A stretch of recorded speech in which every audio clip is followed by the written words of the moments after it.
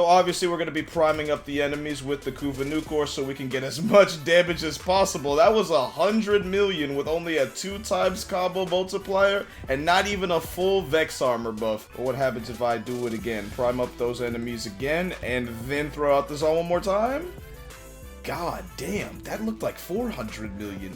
It's so hard to tell. Like I said, ladies and gentlemen, the Nukor with the Rabvee Zaw can do crazy fucking damage. 753 million point blank? Is that what I just read? Yo, what's going on, everybody? Hope everybody's doing well. Today we're going to be pairing my Rabvee Exodia Contagion Zaw with the Condition Overload mod, and we're going to see just how much damage we can do with this weapon in a Steel Path mission. I made a video recently talking about Condition Overload and how it's actually so broken with Zaws. The damage you get with this mod is actually multiplicative with the Exodia Contagion Arcane. And last time I tried out my Sephin Zaw, so today we're going to be trying out this one, which is arguably a little bit stronger because of the higher Riven disposition that we got. High Riven disposition means crazy Riven mod stats, and as you can see right there, those are some pretty nice stats for a Riven mod. The combo duration is really not the best, which is exactly why I went ahead and threw on the Gladiator Rush mod. On top of having body count, Gladiator Rush will help us get that 18 seconds, but we also get some melee crit chance per combo multiplier, which is really nice considering that we're going to be building up the combo counter anyway. Because I have the Blood Rush mod and because the combo counter just gives the Exodia Contagion Arcane a damage buff. And as usual, when I make these Exodia Contagion Zaw videos, I am on my main Warframe chroma. Each of these give me extra melee crit damage, and whenever my max energy stats over 500, that damage boost doubles. And with the mod setup like this, getting over 500 energy is really easy. Thanks to Toxin Elemental Ward as well as the Fury buff with Vex armor,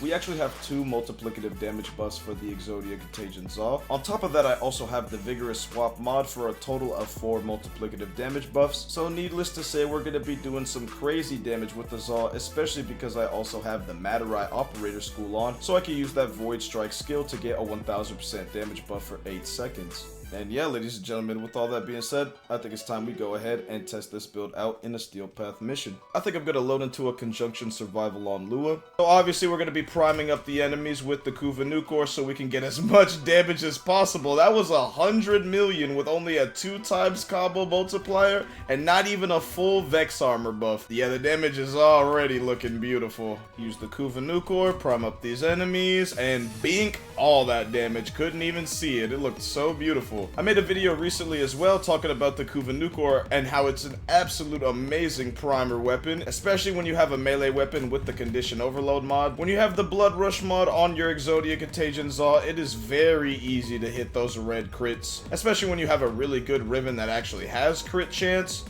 All you gotta do is get up to 12 times on the combo multiplier, and those red crits are gonna be coming out like crazy. Now that we're at 12 times though, ladies and gentlemen, it's time to see what kind of damage we can really do. Quickly apply some status effects, and then throw out the Zaw. I wonder. Oh, 115 million? Okay, not bad. But we can do better. I'm pretty sure that was 177 million. Here, we're gonna try it without using the actual Matarai Void Strike buff. Prime up all those enemies, and Kobe. Damn, what the fuck was that damage? All the numbers were stacked up on top of each other. I couldn't actually tell. What's up, Acolyte? Goodbye. I don't even need to prime you up to one-shot you with this build. Okay, more enemies are pulling up. There we go. 1, 2, and 3. Damn, okay, I saw like 259 million, 269 million, yeah, a lot of millions. But what happens if I do it again? Prime up those enemies again, and then throw out the Zaw one more time? God damn, that looked like 400 million. It's so hard to tell. I could be hitting numbers higher than these. I could be misreading them. Maybe it says 400,000, I don't really know. Alright, here we go. We're gonna try this once more.